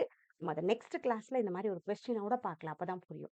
அடுத்தது, when a researcher has no control over the variable, she can only report what has happened or what is happening. Such research is called. இது என்னன்னா, இதுலயும் நமக்கு காஸும் எஃபெக்டும் இருக்கு. ஆக்சுவலா காஸ் எஃபெக்ட் எதுல இருக்கும்? எக்ஸ்பெரிமெண்டல் ரிசர்ச்ல தான் நமக்கு காசு எஃபெக்ட் இருக்கும். ஆனா இந்த இடத்துல எக்ஸ்பெரிமெண்டல் ரிசர்ச்ல என்னால கண்ட்ரோல் பண்ண முடியும். இண்டிபெண்டன்ட் வேரியபிள மேனிபுலேட் பண்ணுவேன், சேஞ்ச் பண்ணுவேன். New teaching method, old teaching method. ஆனா இந்த இடத்துல நோ கண்ட்ரோல் ஓவர் த வேரியபிள்னா, முடிஞ்சு போன ஒரு விஷயத்த வச்சு நான் பண்ணும்போது, என்னால அத முடிஞ்சத மாத்த முடியாது இல்லையா? அததான் நம்ம எக்ஸ்போஸ்டு ஃபேக்டர்ன்னு சொல்லுவோம். முடிஞ்சு போன ஒரு விஷயத்த வச்சு, அது என்ன விளைவு பண்ணியிருக்குன்னு பார்க்குறோமோ, அதுதான் எஃபெக்ட். அததான் நம்ம எக்ஸ்போஸ்டு ஃபேக்டர்ன்னு சொல்றோம். நல்லா ஞாபகம் வச்சுக்கோங்க. எக்ஸ்போஸ்டு ஃபேக்டர்லயும் நமக்கு காஸ் எஃபெக்ட் இருக்கும். ஆனா, இதுல அந்த வேரியபிள நம்ம கண்ட்ரோல் பண்ண முடியாது. he or she can only report what has happened. என்ன நடந்துச்சு, என்ன நடக்குதுன்னு சொல்லலாமே தவிர, வேற எதுவும் மாத்த முடியாது. அந்த ரிசர்ச் பேர நம்ம எக்ஸ்போஸ்டு ஃபேக்டர்ன்னு நம்ம சொல்றோம். ஓகே. எக்ஸ்போஸ்டு ஃபேக்டர்னா முடிஞ்சு போனது. Next, which of the following relates mainly to the issue of causality? இந்த காசாலிட்டி இந்த மாதிரி இருக்கிறத நம்ம ஃபர்ஸ்ட் ரிசர்ச்சுக்கு நம்ம ஒரு டேட்டா கலெக்ட் பண்ணணும், இன்ஃபர்மேஷன் கலெக்ட் பண்றதுக்கு எதனா ஒரு டூல்ஸ் யூஸ் பண்ணுவோம். ரிசர்ச்சுக்கு ஒரு டூல்ஸ் யூஸ் பண்ணுவோம். அந்த டூல்ஸ் நான் ஒரு கொஸ்டினேரா பண்ணலாம், இல்லைன்னா ஒரு கூகுள் ஃபார்ம் அனுப்பிச்சு அதுல இருந்து கலெக்ட் பண்ணலாம், இல்ல ஒரு சர்வே பண்ணலாம், இல்ல குவாலிட்டேட்டிவ் டேட்டாவா இருந்தா நான் அப்சர்வ் பண்ணலாம். போய் அந்த இடத்துக்கே போய் நான் அப்சர்வ் பண்ணி அதுல இருந்து டேட்டா கலெக்ட் பண்ணலாம். இல்ல நான் எதனா ஒரு இன்டர்வியூ பண்ணலாம். இந்த மாரி எப்படியோ பண்ணி நான் ஒரு டேட்டா கலெக்ட் பண்றேன். ஓகே. இந்த டேட்டா கலெக்ட் பண்றதுல இந்த டூலுக்கு ஒரு சில ஆஸ்பெக்ட்ஸ் நமக்கு தேவைப்படும். அததான் நம்ம என்னன்னு சொல்லுவோம்? ரிலையபிலிட்டி, வேலிடிட்டின்னு சொல்லுவோம். ரிலையபிலிட்டி, வேலிடிட்டி இது ரொம்ப இம்பார்ட்டன்ட். இந்த வேலிடிட்டின்னு சொல்றது என்னன்னா, அக்யூரசின்னு. இப்ப நம்ம வந்து இப்போ ஒரு ஒரு என்ன சொல்றது 6 to 14 இயர்ஸ் குழந்தைங்களோட காக்னிஷன் எப்படி இருக்குன்னு பார்க்குறோம்னா, அதுக்காக ஒரு கொஸ்டின் பேப்பர் ரெடி பண்றோம்னா, அந்த ஆஸ்பெக்ட் செக் பண்றா மட்டும் நம்ம ஒரு கொஸ்டின் பேப்பர் ரெடி பண்றோமா, அததான் வேலிடிட்டி. நம்ம என்ன கண்டுபிடிக்கணும்னு நினைக்கிறோமோ, அத அக்யூரேட்டா கண்டுபிடிக்கிற மாதிரி நம்ம ஒரு ஒரு கொஸ்டின் பேப்பர் ரெடி பண்ணணும். அக்யூரேட் அதாவது இன்டெண்டட் அவுட்கம்னு சொல்லுவோம். ஓகேவா? ஸோ அததான் நம்ம வேலிடிட்டி நம்ம சொல்றோம். இந்த வேலிடிட்டில நமக்கு கொஞ்சம் டைப்ஸ் இருக்கு. இன்டர்னல் வேலிடிட்டி, எக்ஸ்டர்னல் வேலிடிட்டி இதெல்லாம் இருக்கு. Which are the following relates mainly to the issue of காசாலிட்டினா, நம்ம உள்ளுக்குள்ள இருக்கிற விஷயம் தானே அங்க தாக்கத்தை ஏற்படுத்துது. அதான் இன்டர்னல் வேலிடிட்டி நம்ம சொல்லுவோம். நான் அடுத்த கிளாஸ்ல வேலிடிட்டி, ரிலையபிலிட்டியோட டைப்ஸ் கண்டிப்பா தெரிஞ்சுக்கோங்க. ஏன்னா இதுலயும் நமக்கு இருக்கு. ரிலையபிலிட்டில ஒரு 4 இருக்கு. வேலிடிட்டில ஒரு 4, 5 இருக்கு. ஸோ அது நமக்கு தெரிஞ்சிருக்கணும். ஸோ இன்டர்னல் வேலிடிட்டி என்ன பண்ணும்? Whether a causal relationship exist between வேரியபிள்ஸான்னு கண்டுபிடிக்குது. ஓகே. ஸோ ரொம்ப important internal validity. Right. So இப்ப நம்ம பார்த்தது இதுவரைக்கும் இந்த கொஸ்டின்ஸ் வரைக்கும் பார்த்துருக்கோம். நெறைய மெயின் டாபிக்ஸும் நம்ம டிஸ்கஸ் பண்ணியிருக்கோம். இதுதான் சேனலுக்கு ஃபர்ஸ்ட் டைம்னா சேனல சப்ஸ்கிரைப் பண்ணிக்கோங்க. இந்த மாரியே நம்ம ஒவ்வொரு எம்சிக்யூஸ் ஒரு சிம்பிள் டூ காம்ப்ளெக்ஸ் மூவ் ஆலாம். எடுத்த உடனே ரொம்ப கஷ்டமானது பண்ண வேணாம். ஏன்னா ஃபர்ஸ்ட் நமக்கு கான்செப்ட் புரியணும். அதுக்காக தான் இந்த எம்சிக்யூ பிராக்டிஸ் செஷன்ஸ் நம்ம ஸ்டார்ட் பண்றோம். இன்னும் ஒரு வீடியோ நம்ம யூனிட் 1, யூனிட் 2 இன்னும் கொஞ்சம் இன் டெப்த்தா கொஞ்சம் நம்ம பார்ப்போம். அதுக்கப்புறம் நம்ம பண்ணுவோம். ரைட்டா? ஸோ நம்ம இப்ப பார்த்திருக்கிறது பேப்பர் 1, பேப்பர் 2 ஓட எம்சிக்யூஸ். இது எல்லாமே எக்ஸாம்ல கேட்ட பிஒய்க்யூஸா. கவலைப்படாதீங்க. பேப்பர் 1க்கு ரொம்ப டஃப்பா தான் வரும்னு கிடையாது. நம்ம கரெக்ட்டா கான்செப்ட்ட புரிஞ்சோம்னா நமக்கு அது ஈஸியா தெரியும். நம்ம Idiom Academy UGC NET paper 1க்கு நம்ம ஒரு self study course plus crash கோர்ஸ்ன்னு பண்றோம். நம்ம ஆல்மோஸ்ட் யுஜிசி நெட்ட பொறுத்தவரைக்கும் பேப்பர் 1 இது நம்மளோட 5த் பேட்ச் நம்ம பண்றது. ஸோ இந்த பேப்பர் 1 இந்த self study course crash course நமக்கு ஆப் இருக்கு எடிமாஸ்டரி ஆப். அந்த லிங்க் நான் குடுக்குறேன். அதுல ப்ரொவைட் பண்ணிட்டு இருக்கோம்.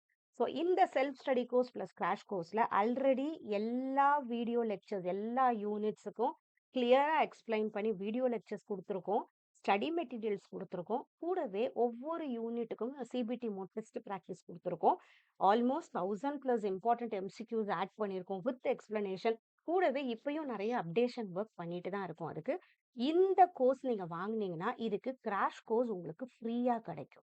ஓகேவா? கிராஷ் கோர்ஸ் இதுக்கு ஃப்ரீயா கிடைக்கும். ஏன்னா கிராஷ் கோர்ஸ் நம்ம ஏப்ரல் 2 நம்ம இந்த கிராஷ் கோர்ஸ் பேப்பர் 1க்கு ஸ்டார்ட் பண்ண போறோம். இந்த செல்ஃப் ஸ்டடி கோர்ஸ் வாங்கும்போது இன் டெப்த்தா ஆல்ரெடி அந்த கோர்ஸ் ஃபுல்லா கவர் பண்ணியிருக்கோம். கூடவே இந்த கிராஷ் கோர்ஸும் உங்களுக்கு கிடைக்கும். இதுல குடுக்குற அந்த வீடியோ லெக்சர்ஸ், பிடிஎஃப்ஸா இருக்கட்டும், அப்டேட்டட் டெஸ்ட்டா இருக்கட்டும், இதுவும் இதுல கிடைக்கும். ஸோ இந்த பிளான் 1 வாங்குனீங்கன்னா நெறைய பெனிஃபிட்ஸ் இருக்கு. ஸோ உங்களுக்கு யூஸ் பண்ணிக்கலாம். இல்ல மேம் எனக்கு பிளான் 2 கிராஷ் கோர்ஸ் மட்டும் போதுன்னா, இது ₹2000 வச்சிருக்கோம். ஸோ இது ஏப்ரல் 2லேருந்து ஸ்டார்ட் பண்ண போறோம். இதே மாரி கிளாஸ்ல நெறைய எம்சிக்யூஸ் நம்ம சால்வ் பண்ண போறோம். கொஞ்சம் அந்த சாப்டர பத்தின ஒரு ரிவிஷனும் பண்ண போறோம். யூனிட்ஸ பத்தின ரிவிஷனும் இருக்கும். எம்சிக்யூஸும் கண்டிப்பா நெறைய பண்ணி பார்க்க போறோம் நம்ம. ஸோ இதுல நீங்க இன்ட்ரஸ்டடா இருந்தீங்கன்னா, நம்ம எடிமாஸ்டரி ஆப் லிங்க்க நீங்க டவுன்லோட் பண்ணி, நீங்க இந்த கோர்ஸ பர்ச்சேஸ் பண்ணிக்கலாம். இந்த மந்த் இதுல என்ரோல் பண்றவங்களுக்கு நம்ம இன்ஸ்டால்மென்ட் ஆப்ஷன் குடுத்துருக்கோம். ₹1000 2 இன்ஸ்டால்மென்ட்ல நீங்க பே பண்ணிக்கலாம். கண்டிப்பா பேப்பர் 1 நல்ல ஸ்ட்ரக்சர்டா இன்னும் நெறைய கான்செப்ட் தெளிவா புரிஞ்சுக்க இந்த கிராஷ் கோர்ஸ் கண்டிப்பா உங்களுக்கு ஹெல்ப்ஃபுல்லா இருக்கும். ஏன்னா நம்ம ஒரு 5த் பேட்ச் பண்றோம். நெறைய கொஸ்டின்ஸ் அனலைஸ் பண்ணியிருக்கோம். நெறைய பசங்க நம்மகிட்ட கிளியர் பண்ணியிருக்காங்க. நெறைய ஸ்டூடண்ட்ஸ். ரைட்டா? கண்டிப்பா உங்களுக்கு ரொம்ப யூஸ்ஃபுல்லா இருக்கும். இதுல நம்ம கிராஷ் கோர்ஸ் நமக்கு மண்டே, வெட்னஸ்டே, ஃப்ரைடே லைவா இருக்கும். லைவ் 8:30 டூ 9:30 நம்ம ஆப்ல இருக்கும். நம்ம இன்கேஸ் லைவ் அட்டெண்ட் பண்ண முடியலன்னா, அது அப்படியே ரெக்கார்டட் ஆயிடும். ஸோ ரெக்கார்டட் வீடியோஸ நீங்க பார்த்துக்கலாம். டவுன்லோடபிள் பிடிஎஃப்ஸும் நம்ம ப்ரொவைட் பண்றோம். நெறைய டெஸ்ட் சீரிஸ் சிபிடி மோட்ல பண்ணி பார்க்க முடியும். அதே மாரி சிபிடி மோட் பிராக்டிஸ் ஏன் இன்சிஸ்ட் பண்றதுன்னா, கண்டிப்பா ரொம்ப இம்பார்ட்டன்ட். சிபிடி மோட்ல நெறைய பிஒய்க்யூஸ் பண்ணும்போது டைம் மேனேஜ்மென்ட் வளரும். ஏன்னா சிபிடி மோட் டெஸ்ட் பண்ணும்போது டைம் அங்க போயிட்டே இருக்கும். ஸோ அந்த டைம் பண்ணுவோம். ஒவ்வொரு கொஸ்டின்ஸ்க்கும் எக்ஸ்பிளனேஷன்ஸ் ஆட் பண்ணியிருக்கோம். ஸோ நெறைய கத்துக்கலாம். ரைட்டா? ஸோ இது 2 கோர்ஸ்ல எது வேணா நீங்க ஜாயின் பண்ணலாம். ஸோ இதுல உங்களுக்கு recorded lecture, live class session, downloadable notes இது எல்லாமே கிடைக்கும். மாக் டெஸ்ட்டும் கிடைக்கும். ஸோ இதுல இன்ட்ரஸ்டடா இருந்தீங்கன்னா, ஸ்டெப் 1 ஆப்ப டவுன்லோட் பண்ணுங்க. நம்ம என்னெல்லாம் கோர்சஸ் ப்ரொவைட் பண்றோம் நம்ம குடுத்துருக்கோம் ஸ்டெப் 2ல. இத நீங்க பாருங்க. உங்களோட எந்த கோர்ஸ் உங்களுக்கு வேணுமோ அத செலக்ட் பண்ணி பேமெண்ட் பண்ணுங்க. கிராஷ் கோர்ஸ் எல்லாத்துக்குமே இன்ஸ்டால்மென்ட் ஆப்ஷன் இருக்கு. அத செக் பண்ணிட்டு பே பண்ணலாம். ஸோ நம்ம ஏப்ரல் 2லேருந்து நம்ம லைவா பார்த்து நெறைய எம்சிக்யூ சால்வ் பண்ணி பேப்பர் 1ல சூப்பரா மார்க் எடுக்கிறதுக்கு கண்டிப்பா இடியம் அகாடமி உங்களுக்கு ஃபுல் சப்போர்ட் குடுக்கும். ஸோ யுஜிசி நெட் பேப்பர் 1 நமக்கு என்னைக்கு live class Monday and Wednesday இருக்கும். கண்டிப்பா ஃப்ரைடே அன்னைக்கு ஒரு எம்சிக்யூ பிராக்டிஸ் செஷன் இருக்கும். 8:30 டூ 9:30 நம்ம ஆப்லயே இருக்கும். ஸோ ஆப்ல ஜஸ்ட் லைவ் கிளாஸ் அட்டெண்ட் பண்றது ரொம்ப ஈஸியா தான் இருக்கும். ஸோ லைவ் வித் ரெக்கார்டட் இருக்கும். ஸோ எது எக்ஸாம்க்கு தேவையோ அத மட்டும் ப்ராப்பரா ஃபோக்கஸ் பண்ணி நம்ம முடிக்க போறோம். ரைட்டா? ஸோ இதுதான் சேனலுக்கு ஃபர்ஸ்ட் டைம்னா சேனல் சப்ஸ்கிரைப் பண்ணிக்கோங்க. இதே மாதிரி எம்சிக்யூஸ் எல்லாம் நம்ம இப்ப பிராக்டிஸ் பண்ண போறோம். ஏன்னா நம்ம சேனல பொறுத்தவரைக்கும் நெறைய நம்ம கன்டென்ட் வீடியோஸ் பண்ணியாச்சு. நீங்க இன்னும் கன்டென்ட் புரியலன்னா, நம்ம பிளேலிஸ்ட் போனீங்கன்னா ஃபவுண்டேஷன் கிளாஸ் வீடியோஸ்ன்னு இருக்கும். அத பாருங்க. எல்லா யூனிட்ஸும் நான் கம்ப்ளீட் பண்ணியிருக்கேன். ஸோ அத பார்த்தாலே உங்களுக்கு நெறைய ஐடியாஸ் கிடைக்கும். இல்ல மேம் நான் ஸ்ட்ரக்சர்டா இன் டெப்த் படிக்க போறேன்னா, நம்ம எடிமாஸ்டர்ல ஜாயின் பண்ணுங்க. கண்டிப்பா நம்மளோட ஃபுல் சப்போர்ட் உங்களுக்கு. Thank you so much. All the best.